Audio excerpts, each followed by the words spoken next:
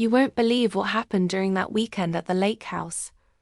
It woke me up in ways I never expected, and made me see myself in a whole new light. Never thought I'd be the kind of woman to find herself in a moment like that. Then again, I never thought much would change after 60. Life settles, right? You grow into your routines. You find comfort in what you know. I had my book club, my garden, and my husband, Jim, who's been in the same job for over 25 years. We were steady and safe, maybe too safe. Jim's boss, Richard, had always been polite but distant at company dinners, the kind of man who wore crisp linen in the summer and always had a glass of something amber in hand. He wasn't flashy, but there was something about the way he carried himself, self-assured, quiet, watchful, that made you sit up straighter when he entered a room. So when Jim came home one evening in early June and said Richard invited us up to his lake house this weekend, I blinked in surprise. Us? Well, actually, just you. He said I've got the Henderson project to finish, but he thought you might enjoy a little break. I paused, my hands mid-air in the sink, suds dripping. Me? Why would he invite me? Jim chuckled and rubbed the back of his neck like he did when he was unsure. He said, "You always seem so composed," that he thought you could use a weekend to yourself. I think he meant it as a kind gesture. Now, that may have been the first moment something fluttered inside me. An odd mix of flattery and curiosity. I hadn't had a weekend away without Jim since before the kids left home. And even then it had always been with someone, friends, family, a packed itinerary. Never just me. That Friday I packed a modest overnight bag, threw in a couple of paperbacks, and drove the hour and a half north through winding forest roads. The lake house came into view just as the sun was beginning its descent, long golden streaks stretching across the water, turning the glassy surface into fire. The house itself was tasteful and warm. Cedar planks, a wide wraparound porch, windows tall and open like eyes ready to share secrets. Richard met me at the driveway, sleeves rolled up, a soft smile playing at the edge of his mouth. "Carolyn," he said warmly, "I'm so glad you made it." There was something so casual, so easy in the way he said my name, like we were old friends and not people who'd barely shared more than pleasantries. I stepped out, suddenly aware of the way the light hit the lines around my eyes. "Thank you for inviting me. The drive up was lovely." He helped me with my bag, even though I protested. "I figured you could use some stillness. No schedules, no responsibilities, just air and water and a bit of wine if you like." That first evening, we sat on the porch overlooking the lake. He made grilled trout with lemon and herbs, and we drank wine from wide glasses that caught the glow of the lanterns he'd strung along the railing. We talked about our children, his granddaughter who lived in Oregon, my son and daughter, who'd both married younger and lived too far for comfort. And then, unexpectedly, we talked about getting older.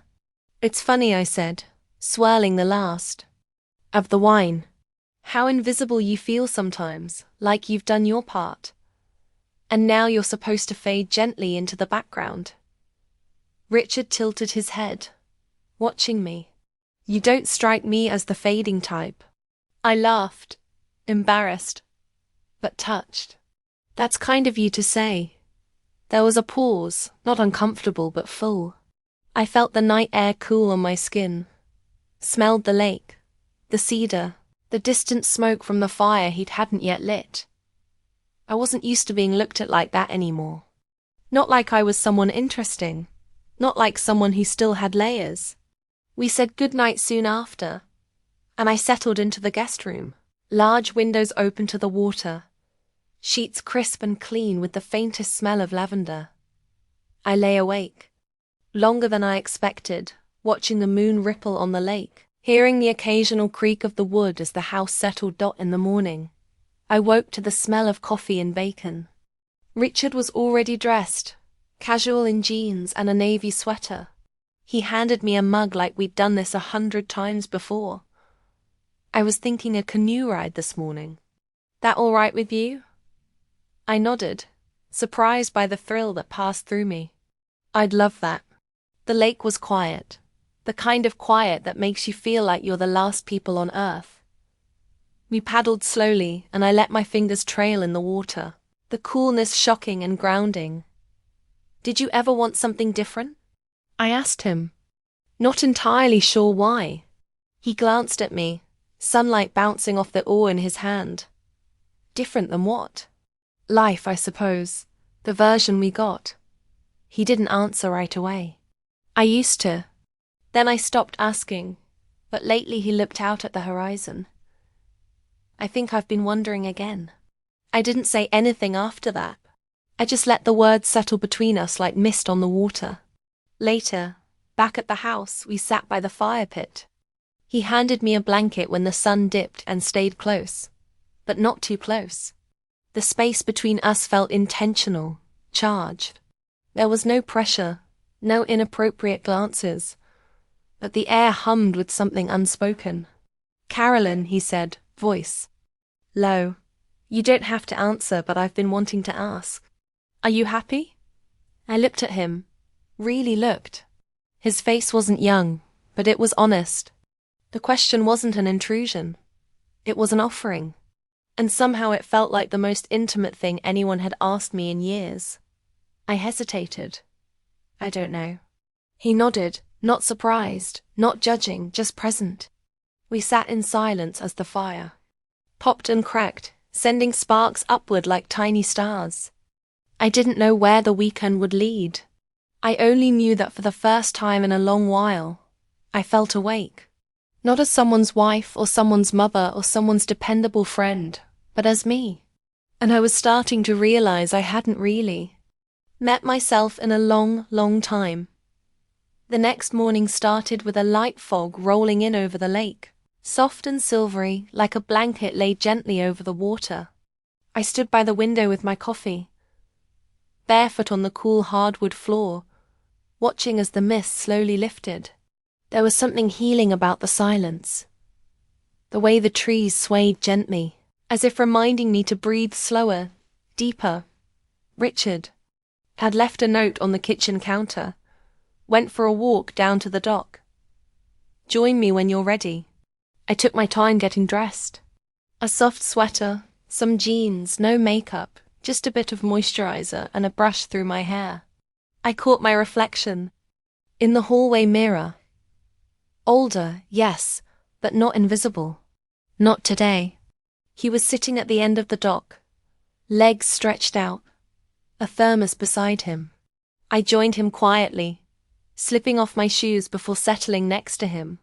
The wood was cool and a little damp, and the smell of pine was stronger down by the water. Good morning, I said, my voice hushed, almost reverent. He turned his head and smiled. I was hoping you'd come down. It's a beautiful one. We sat in silence for a while, the kind that doesn't feel empty. A pair of ducks glided across the water, and somewhere in the trees a loon called out. I felt a kind of peace I hadn't known I needed. Do you ever think about how we spend our time? I asked him quietly. I mean, the years that go by so quickly. You hardly notice all the time, he said. Especially lately. It's like I woke up and realized I'd been living on autopilot. That struck something in me. I'd spent decades doing what I thought I was supposed to. Raising kids, supporting Jim, keeping things together, and I didn't regret any of it. But I couldn't ignore the hollow space that had opened up over the last few years. The one that whispered in the quiet moments, asking, "Is this it?" I used to love painting, I said, surprising myself. I haven't picked up a brush in years. Richard looked at me with a softness that made my chest ache. Why'd you stop? I think I just stopped making time for it for myself. You get into the rhythm of giving and forget that you're allowed to want things too. He didn't respond right away. Instead, He reached into the bag he brought and pulled out a small sketch pad and a set of pencils. I brought these this weekend. I sketch sometimes. Helps me think. I looked at him, touched by the quiet intimacy of the gesture. You brought them? For me? He nodded. I hoped you might want to try. It was such a simple thing, but it meant more than I could say. We spent the rest of the morning there, him sketching the trees and the curve of the shoreline, me clumsily trying to capture the way the mist moved across the lake. I was rusty, but I could still feel the rhythm in my hands, the flow. Later, we had lunch on the porch, grilled sandwiches and a crisp salad. There was laughter, real and easy, and stories we hadn't shared before. He told me about his first marriage, how it had ended not in betrayal, but in slow mutual silence. I told him about Jim's heart scare 3 years ago, how it had changed me more than him. I think I started living smaller after that. I said like I was afraid of wanting too much in case it all got taken away. I understand that, he said. But wanting more doesn't mean you're ungrateful. It just means you're still alive. That night, after dinner and a walk along the edge of the woods, we sat by the fireplace inside. The warmth of the flames lit the room in soft amber hues, and the quiet between us felt different now, more aware. I noticed the way his hand brushed the arm of the chair closer to mine, the way his voice lowered when he said my name. Carolyn. I looked over. I hope this weekend hasn't been too strange. I didn't want you to feel out of place. I haven't.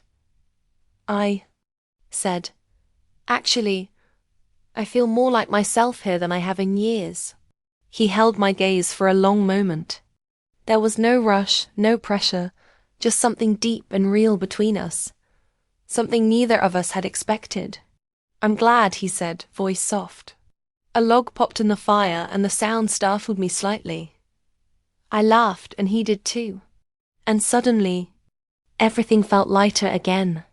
We said goodnight like we had the night before, but there was a new tension in the air. Quiet, respectful, but unavoidable. As I climbed into bed, I found myself lying awake again. But this time, I wasn't restless. I was simply aware. Aware of my breath, of the way the sheets felt against my skin, of the possibility that something in me was shifting. I wasn't sure where this was going.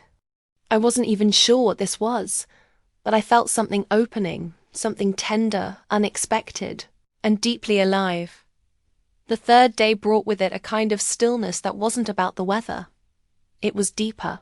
Something between us had changed, not with words, but in the quiet way we moved around each other. There was a rhythm now, a comfort, and just under the surface, that soft pull I hadn't felt in years. I woke up early and wandered barefoot to the kitchen, wrapped in a blanket. Richard was already there, flipping through the newspaper with his glasses low on his nose, wearing a worn flannel shirt and the same easy smile he greeted me with each morning. "Sleep all right?" he asked, handing me a cup of coffee before I even asked. "I did," I said. "And I think your guest bed is trying to seduce me." He laughed, a real warm laugh that made his eyes crinkle at the corners. "I'll tell it to behave." We sat at the small kitchen table, sipping coffee, the lake just visible through the window behind him. The silence was different now, less like an absence, more like a presence in its own right. "I'm not used to this," I said. "To what?" "Being seen. I think somewhere along the line I just got used to fading into the background. At home, people always needed something from me, but no one really asked how I was. Not really." Richard set down his cup, his expression serious but gentle. "Well, I see you, Carolyn. Every day you've been here, I've seen you more." His words landed deep somewhere I didn't even know needed attention. And for a moment I didn't know what to say. I looked out the window, blinking fast. He stood, walked, over and placed a hand on my shoulder, lightly, but with intent. I looked up at him. There was nothing rushed or uncertain about his touch, only care. "We don't have to talk about anything you don't want to," he said. "But if there's anything you do want to say, I'm here." It was such a simple thing, but I felt my chest tighten with emotion. Not sadness, not even joy, just the feeling of being. Met fully without needing to explain myself. After breakfast, we went for a walk through the woods. The pine needles made the path soft underfoot, and the sunlight came through the trees in thin golden beams. We talked more about the lives we'd lived, the marriages, the children, the long hours spent giving and giving. I think I was afraid of disappointing people, I admitted. I still am. Why? Because I spent so much of my life making sure everyone else was okay. And now that I finally have space to think about what I want, it feels selfish. Richard stopped walking. He turned to me and placed his hands gently in his pockets. Wanting more for yourself isn't selfish. It's brave. The way he said it, it wasn't dramatic or romantic. It was grounded, real, and it stayed with me long after we returned to the house. That evening, we made dinner together. Chopped vegetables side by side, bumped elbows while reaching for the same bowl, shared stories, and silly laughter like two people who had known each other far longer than a few days. It was domestic, yes, but intimate in a way that surprised me. After we ate, he pulled out a vinyl record player from a cabinet in the corner of the living room. He placed a record on, and the soft hum of old jazz began to fill the space. "Do you dance?" he asked, standing and holding out his hand. "I haven't. In years," I said, half laughing. "At least not without a glass of wine first." He raised an eyebrow. "Then, it's a good thing we've already had one." I hesitated only a second before I took his hand. He pulled me gently toward him, his other hand resting lightly on my waist. We swayed together, slow and easy, like the years between high school dances, and now had melted away. I rested my head against his shoulder without even thinking about it. His body was warm and solid. I felt safe there, but more than that, I felt wanted. Not for what I could do or give or manage, but just for being me. When the song ended, he didn't step away. He looked down at me, our faces only inches apart. "I'm not trying to complicate anything," he said. "I just want to be honest. I've enjoyed every moment with you, and not just because you're good company." I'd looked up at him, our faces only inches apart. My heart beat in my ears, not from nerves, but from something quieter, more certain. "I know," I said, and I felt the same. We didn't kiss, not then. But something passed between us, real, full of heat and restraint and mutual understanding. It was more powerful than any kiss could have been. Later, as I got ready for bed, I stood by the mirror and touched the edge of my mouth, still curved in a smile I hadn't worn in years. I thought of Jim, not with guilt, but with a kind of bittersweet clarity. Our marriage had been strong, steady, but it hadn't felt alive like this in a very long time. And for the first time, I allowed myself to wonder what it meant to be truly seen, not out of obligation or habit, but from a place of genuine connection. I didn't know where this weekend would lead, but I knew that whatever came next, I wouldn't return home the same woman. Asterisk. The final morning arrived with a soft grey sky and the sound of distant rain tapping gently against the roof. It wasn't heavy, just enough to blur the trees beyond the windows and cast everything in a muted calm. I woke slowly, not from an alarm or a restless mind, but from the quiet realization that I didn't want to leave just yet. Downstairs, Richard was already at the stove, frying eggs and humming something familiar. It smelled like rosemary and butter.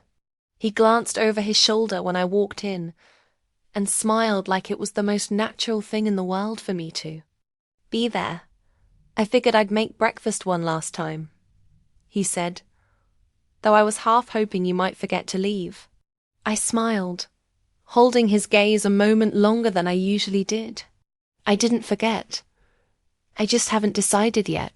We ate at the table, taking our time. Neither of us brought up the drive home or the work week ahead. The air between us was warm, but there was a softness now, a gentle awareness that something delicate had formed, and parting would change it. After the dishes were done and the coffee poured, I found myself standing by the living room window, watching the rain streak down the glass. Richard came up behind me, close but not touching. "I've been thinking," he said. I turned slightly to look at him. About what? About how sometimes we don't realize what we've been missing until it stands right in front of us. There was a pause, not the awkward kind, but the kind where the air thickens and you can feel everything unsaid pressing in around you. "Carolyn, I know this weekend was unexpected, and I didn't bring you here with any plan, but whatever this is between us, it's real to me." His voice was steady, sure, but kind. He wasn't making a move or a demand. He was offering something honest. I stepped closer, close enough to reach out and rest my hand lightly on his chest. I could feel his heartbeat under my fingers.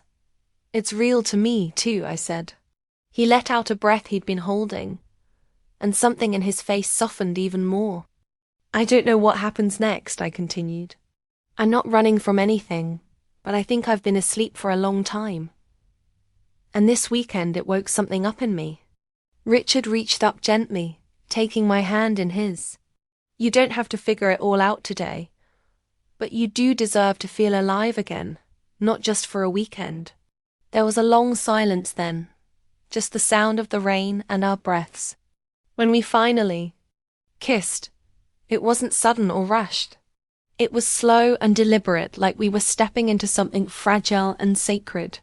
There was no desperation in it, just warmth, understanding, and the ache of something long unspoken finally allowed to breathe.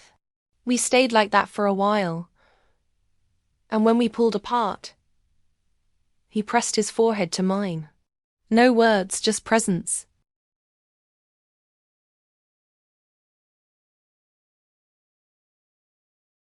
Later, we packed up my bag together. He helped fold my clothes, and I found myself lingering over every gesture, every shared glance. It felt like leaving a place that had somehow become part of me in only a few days.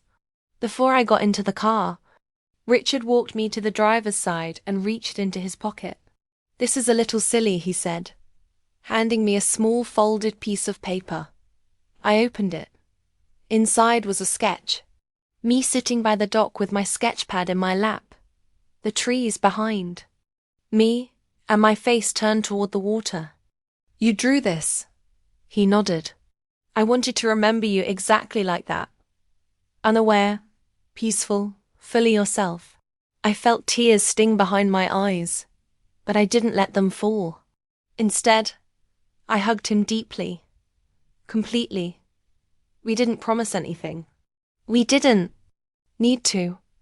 The drive home was quiet, but not empty. I didn't feel conflicted or confused. I felt full, like I'd discovered a piece of myself I didn't even know had gone missing. Back in my own kitchen, I put the sketch on the fridge. I made tea. I stood by the window and watched the wind stir the trees in my backyard, and I thought about what it means to be seen. Truly seen.